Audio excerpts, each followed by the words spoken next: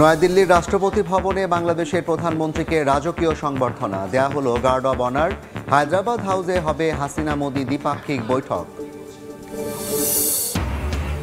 গভীর রাতে হঠাৎ বেগম খালেদা জিয়ার শারীরিক অবস্থার অবনতি। এভার কেয়ার হাসপাতালে বিএনপি চেয়ারপারসন, সিসিইউ থেকে নেওয়া হলো আইসিইউতে। দৃশ্যমান হচ্ছে নতুন পথ। ঢাকা আশুলিয়া এলিভেটেড এক্সপ্রেসওয়েতে চলছে সুপার স্ট্রাকচারের কাজ। জুলাইয়ে মূল সড়কে ঢালাই। চলতি বছর ধেউর আশুলিয়া বাইপাস ধরে চলবে গাড়ি।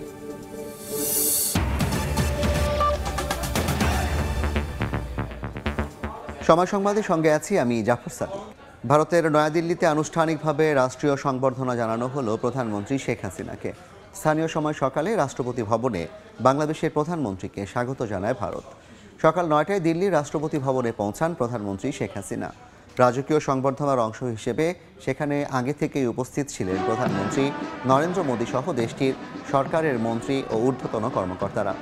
রাষ্ট্রপতি ভবনের ফোর কোর্টে উপস্থিত হলে প্রধানমন্ত্রীকে স্বাগত জানান নরেন্দ্র মোদী। বর্ণাঢ্য রাষ্ট্রসারে সরকার প্রধান শেখ হাসিনাকে রাষ্ট্রীয় সালাম জানায় সশস্ত্র বাহিনীর চৌকস জওয়ানরা। এরপর রীতিমাফিক লাল গালিচায় হেঁটে রাষ্ট্রপতি ভবনের গার্ড পরিদর্শন করেন প্রধানমন্ত্রী শেখ হাসিনা। এছাড়া প্রেজেন্টেশন লাইনে উপস্থিত ভারত সরকারের মন্ত্রী ও ঊর্ধ্বতন কর্মকর্তাদের সঙ্গে প্রধানমন্ত্রীকে পরিচয় করিয়ে দেন সরকার প্রধান নরেন্দ্র মোদী। এরপর অনুষ্ঠিত হয় ফটো সেশন। সেখানকার আনুষ্ঠানিকতা শেষ হলে ভারতের প্রধানমন্ত্রী বিদায় জানান বাংলাদেশের প্রধানমন্ত্রীকে।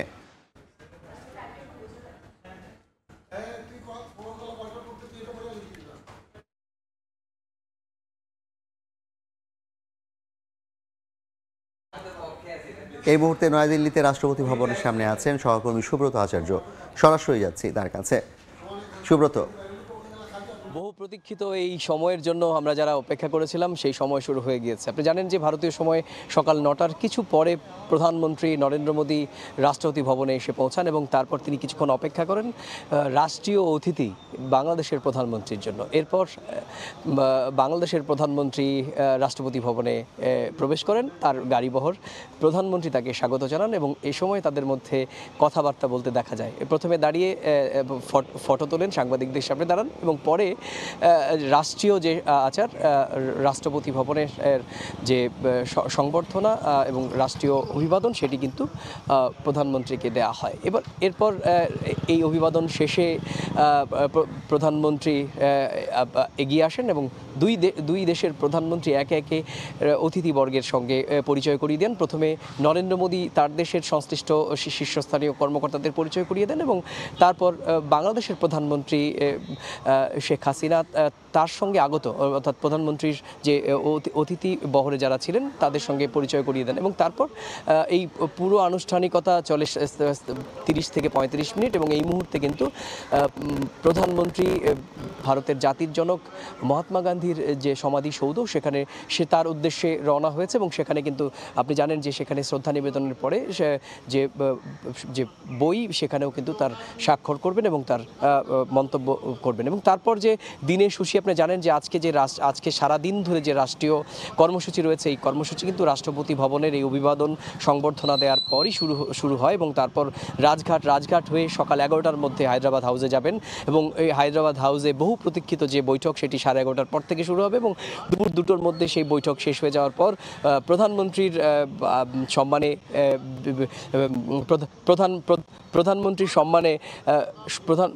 প্রধানমন্ত্রীর সম্মানে কিন্তু মধ্যাহ্নভোজের আয়োজন করা হয়েছে এবং সেখানে মধ্যাহ্নভোজে দুই রাষ্ট্রের মাননীয় প্রধানমন্ত্রীর সঙ্গে যারা এসেছেন ডেলিগেট তারা থাকবেন এবং ভারতের প্রধানমন্ত্রী দপ্তরের এবং ভারতের সংশ্লিষ্ট শীর্ষস্থানীয় কর্মকর্তারা কিন্তু এই প্রধানমন্ত্রীর সৌজন্যে দেয়া মধ্যাহ্নভোজে যোগ পান। আপনি জানেন এরপরই প্রধানমন্ত্রীর উপরাষ্ট্রপতি জগদীপ মোহন ধনখড়ের বাসভবনে যাওয়ার কথা এবং তাদের সঙ্গে বৈঠক হওয়ার কথা এবং এরপর আবার রাষ্ট্রপতি ভবনে আসবেন মাননীয় প্রধানমন্ত্রী। রাষ্ট্রপতি ভবনে যথারীতি মাননীয় রাষ্ট্রপতি দ্রৌপদী মুর্মুর সঙ্গে তার সৌজন্য সাক্ষাৎ হওয়ার কথা, সেখানে ফটো সেশন হওয়ার কথা, তাদের মধ্যে আলোচনা হওয়ার কথা এবং তারপর বিকেল 5টার দিকে কিন্তু রাষ্ট্রপতি ভবন থেকেই সরাসরি পালাম বিমান ঘাটির উদ্দেশ্যে রওনা হবেন। এবার যেটি খুবই প্রাসঙ্গিক বিষয়ে আলোচনা হচ্ছে যে রাষ্ট্রীয় আচার, যে রাষ্ট্রীয় আয়োজন সেটি চলছে, রাষ্ট্রীয় অতিথিকে সম্মান দেওয়ার যে পর্ব সেটা চলছে। সবার যে নজর গণমাধ্যমের, বিশেষ করে বাংলাদেশ এবং ভারতের এক অংশের দর্শকদের এবং সাধারণ মানুষের উৎসুক যে কি হতে চলেছে, বাংলাদেশ এবং ভারতের দুই সরকার প্রধানের বৈঠকের কি হতে চলেছে। আপনি জানেন যে এই বৈঠকটি এক ঘন্টার সময়ে বৈঠক হবে এবং সেই বৈঠকে গতকাল আমরা দেখেছি যে বাংলাদেশ থেকে আসা পররাষ্ট্র সচিব এবং মুখ্য সচিব আশা প্রকাশ করেছেন যে এবার কিন্তু বৈঠকটি নানা কারণেই গুরুত্ব পাচ্ছে। ভারসাম্যহীন বাণিজ্যিক সম্পর্ক, সেটাই সমতা আনা, তিস্তা চুক্তি নিয়ে যে একটি টানাপোড়েন চলছিল সেখান থেকে বেরিয়ে এসে একটি সহজতর সমাধান লক্ষ্যে পৌঁছানো যায় কিনা, সেই সমস্ত পথ খুঁজতে কিন্তু আজকে দুই দেশের সরকার প্রধানের মধ্যে এই গুরুত্বপূর্ণ বৈঠক হবে এবং আশা করা যায় যে এই বৈঠক থেকে বাংলাদেশের মানুষ একটি ইতিবাচক সিদ্ধান্ত পাবে, যে সিদ্ধান্ত ভারতের কাছেও সুখকর বলে কূটনৈতিক মহল মনে করছে। তো এই ছিল আমার কাছে রাষ্ট্রপতি ভবনের সামনে থেকে মাননীয় প্রধানমন্ত্রীর যে লাল গালিচা সম্বর্ধনা এবং রাষ্ট্রীয় আচার এই শুরু হওয়ার যে তথ্য, সে সংক্রান্ত আমার কাছে থাকা সবশেষ তথ্য। সরাসরি যুক্ত ছিলাম ভারতের নয়াদিল্লির রাষ্ট্রপতি ভবনের সামনে। গভীর রাতে হঠাৎ অসুস্থ হয়ে পড়ায় হাসপাতালের আইসিইউতে ভর্তি করা হয়েছে বিএনপি চেয়ারপারসন বেগম খালেদা জিয়াকে। রাজধানীর এভার কেয়ার হাসপাতালে চিকিৎসাধীন রয়েছেন তিনি। শুক্রবার রাত 2টার দিকে হঠাৎ করেই বেগম জিয়ার শ্বাসকষ্ট বেড়ে গেলে হাসপাতালে নেওয়া হয় তাকে। হঠাৎ শ্বাসকষ্ট বেড়ে যাওয়ায় আবারও হাসপাতালে ভর্তি বিএনপি চেয়ারপারসন বেগম খালেদা জিয়া। তার ব্যক্তিগত চিকিৎসক AJM জাহিদ হোসেন জানান, শুক্রবার রাত 2টার দিকে হঠাৎ করে শ্বাসকষ্ট বেড়ে গেলে রাজধানীর এভারকেয়ার হাসপাতালে নেওয়া হয় তাকে। অ্যাম্বুলেন্সে করে বেগম জিয়াকে হাসপাতালে নেয়ার পর রাত 3টার দিকে করোনারি কেয়ার ইউনিট CCUতে ভর্তি করেন চিকিৎসকরা।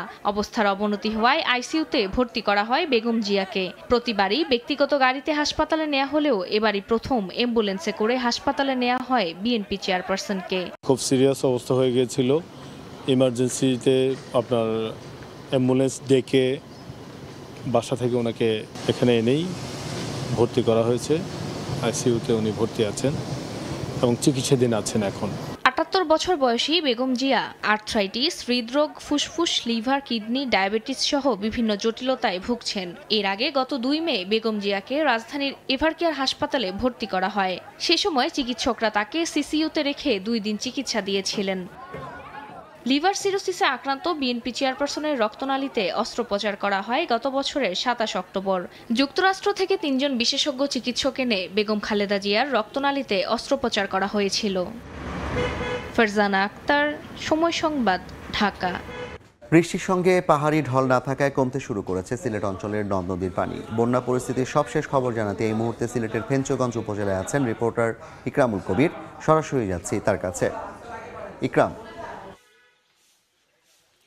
আমি এই মুহূর্তে আছি সিলেটের ফেঞ্চগঞ্জ উপজেলার কটালপুর এলাকায়। এই কটালপুর এলাকার পানি এখনও কমেনি। এর কারণ হচ্ছে গিয়ে যে ফেঞ্চগঞ্জের যে কুশিয়ারা নদী, সেই কুশিয়ারা নদী 103 সেন্টিমিটার উপর দিয়ে প্রবাহিত হচ্ছে। যদিও গতকালকে যেই 6টি পয়েন্টে সকালবেলা পানি প্রবাহিত হচ্ছে, আজকে সেই পানি নেমে গিয়েছে অনেক জায়গা থেকে এবং সুরমা নদীতে সিলেট পয়েন্টে প্রায় 6 সেন্টিমিটার নিচ দিয়ে বিপদসীমার নিচ দিয়ে প্রবাহিত হচ্ছে। অন্যদিকে শেরপুরে ও কুশিয়ারা নদী বিপদসীমার নিচে নেমে গিয়েছে। এখন পর্যন্ত 4টি পয়েন্টে সুরমা এবং কুশিয়ারা নদী বিপদসীমার উপর দিয়ে প্রবাহিত হচ্ছে। তার মধ্যে এই এক জায়গা ফেঞ্চগঞ্জ, এবং ফেঞ্চগঞ্জের নদীর পানি সহজে নামছে না। আমরা দেখেছি যে 29 তারিখ যখন পানি উঠে যায়, যখন ভারতের উজান থেকে পানি নামে, তখন প্রথম যেই 2টি জায়গায় বিপদসীমার উপরে উঠে গিয়েছিল সেটি হচ্ছে কি সুরমার কানাইঘাট এবং কুশিয়ারার এই ফেঞ্চগঞ্জ এলাকার যেই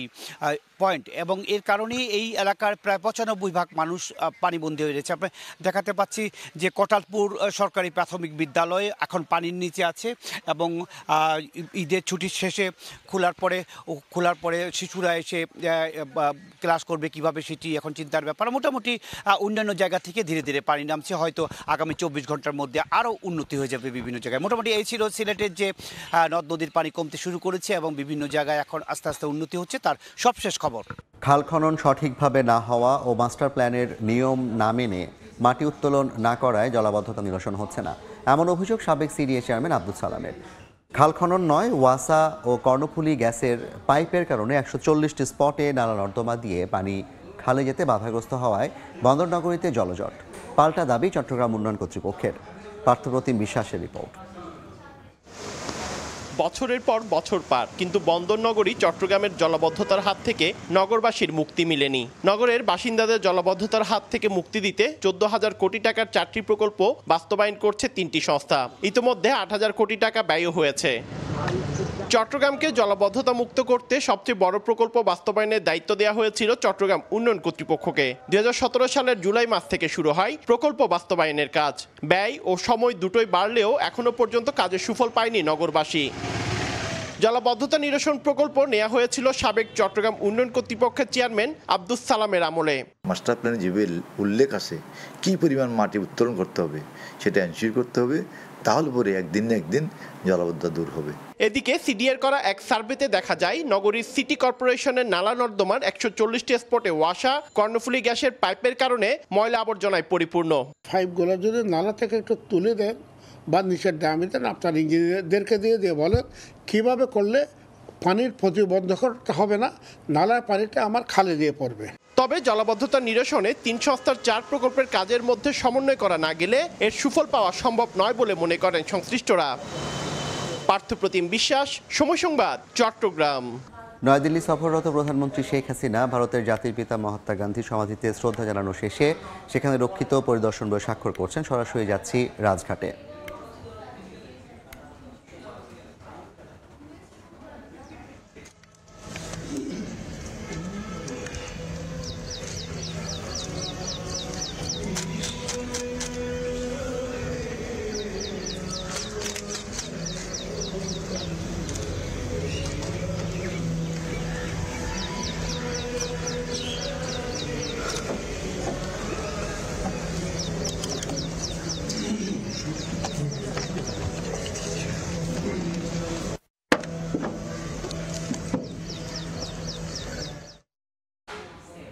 সরাসরি যুক্ত ছিলাম ভারতের নয়াদিল্লি রাজঘাট থেকে।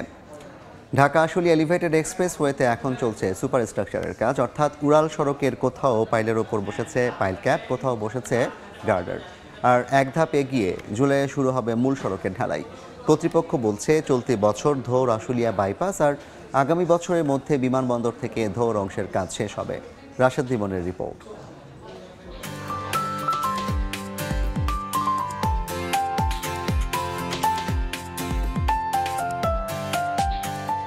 ধীরে ধীরে মাথা তুলছে গতির নতুন সড়ক। ঢাকা এলিভেটেড এক্সপ্রেসের সঙ্গে যুক্ত হয়ে এই পথ ধরেই তৈরি হবে নতুন যাত্রা। বিমানবন্দর এলাকা থেকে শুরু, আবদুল্লাপুর, কামারপাড়া হয়ে ধেউর, একে একে সামনের দিকে এগিয়ে গেলে চোখে পড়বে কাজের অগ্রগতি। উত্তরার এই প্রান্তে উঠে গেছে প্রায় সবগুলো পাইল। একটু পরেই পাইলে যুক্ত হয়েছে পাইল ক্যাপ, কোথাও কোথাও বসেছে গার্ডারও। তুরাগপাড়ি দেশি বিদেশি কাঁচামালে তৈরি হচ্ছে গার্ডার। এই অবকাঠামোর উপরে তুলে একে একে যুক্ত করা হবে এক একটি পাইল। গার্ডার তুলে সেখানেই ঢালাই দিয়ে হবে শেষ পর্ব, অর্থাৎ স্ল্যাবের কাজ। টি বিমের একটা সুবিধা হলো যে স্ল্যাবের অধিকাংশই সে কভার করে ফেলে, শুধুমাত্র অল্প একটু ফাঁকা থাকে, সেই ফাঁকা সহ যে স্ল্যাবটা হবে সেই স্ল্যাবটা, বাকি স্ল্যাবটা আমরা করে ফেলব। আপাতত লক্ষ্য ধরেই এগিয়ে চলছে কাজ। সব ঠিক থাকলে চলতি বছরই ধেউর আশুলিয়া বাইপাস উড়াল পথেই শুরু হবে যান চলাচল। তারপর চলমান সড়কটি তুলে শুরু হবে এই অংশের মূল কাজ। প্রকল্প পরিচালক বলছেন কাওলা থেকে ধেউর পর্যন্ত 10 কিলোমিটার পথের কাজ শেষ হবে আসছে বছর ডিসেম্বরে। আগামী বছরের ডিসেম্বরে কাওলা থেকে 10 কিলোমিটার, যেটা আমাদের দৌড় বলি আমরা, দৌড়ে এখানে ফার্স্ট সেকশন আমাদের কমপ্লিট হয়ে যাবে। বাকি সেকশন আমরা আশা করতেছি নির্ধারিত সময়ের মধ্যে শেষ হবে। সেতু বিভাগ বলছে সব ঠিক থাকলে নির্ধারিত সময়ে শেষ হবে পুরো প্রকল্পের কাজ। ঝড় বৃষ্টির মতো বৈরী আবহাওয়া কিংবা ঈদের ছুটি, এসব কিছু উপেক্ষা করে সমান তারে চলছে এই ঢাকা আশুলিয়া এলিভেটেড এক্সপ্রেসওয়ের কাজ। কর্তৃপক্ষ বলছেন 2026 সাল নাগাদ এই প্রকল্পের কাজ পুরোপুরি শেষ হলে সাভার থেকে ঢাকা চট্টগ্রাম মহাসড়ক পর্যন্ত যে বিরামহীন নতুন পথ তৈরি হবে তা দেশের যোগাযোগ ব্যবস্থায় এক গুরুত্বপূর্ণ ভূমিকা রাখবে। রাশেদ লিমন, সময় সংবাদ, ঢাকা।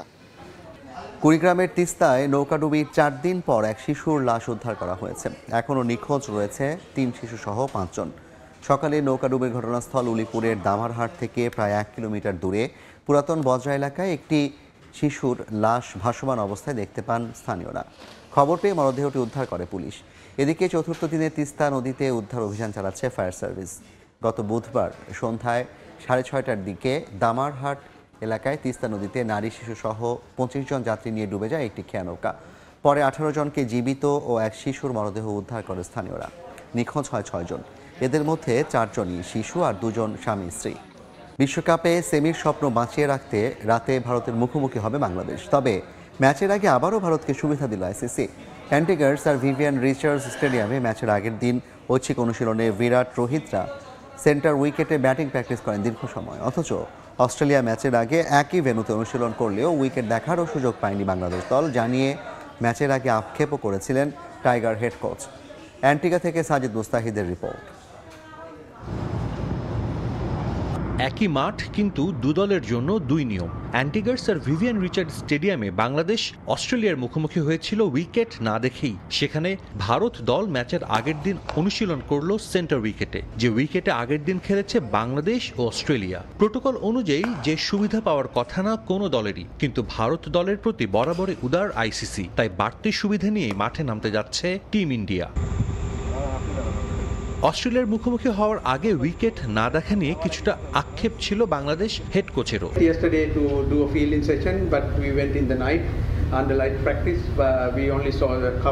চলতি বিশ্বকাপের শুরু থেকেই নানা অব্যবস্থাপনা, পিচ নিয়ে হচ্ছে সমালোচনা। তবে ভারত দল সুবিধা পেয়ে আসছে টুর্নামেন্টের শুরু থেকেই। অন্য দলগুলোকে গ্রুপ পর্ব কিংবা সুপার 8-এ খেলতে হয়েছে বিভিন্ন ভেন্যু ঘুরে ঘুরে। সেখানে ভারত গ্রুপ পর্বের 3টি ম্যাচে খেলেছে নিউ ইয়র্কে।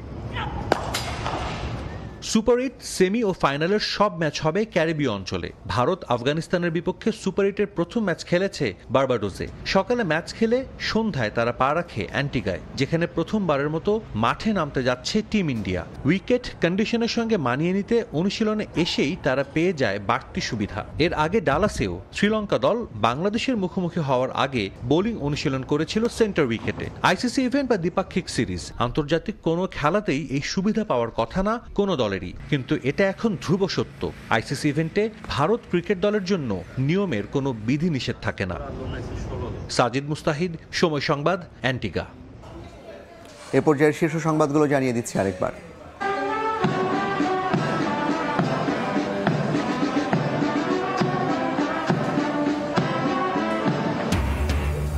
নয়াদিল্লির রাষ্ট্রপতি ভবনে বাংলাদেশের প্রধানমন্ত্রীকে রাজকীয় সংবর্ধনা দেয়া হলো গার্ড অব অনার। হায়দ্রাবাদ হাউসে হবে হাসিনা মোদি দ্বিপাক্ষিক বৈঠক। গভীর রাতে হঠাৎ বেগম খালেদা জিয়ার শারীরিক অবস্থার অবনতি, এভার কেয়ার হাসপাতালের সিসিইউতে ভর্তি বিএনপি চেয়ারপারসন, জানালেন ব্যক্তিগত চিকিৎসক।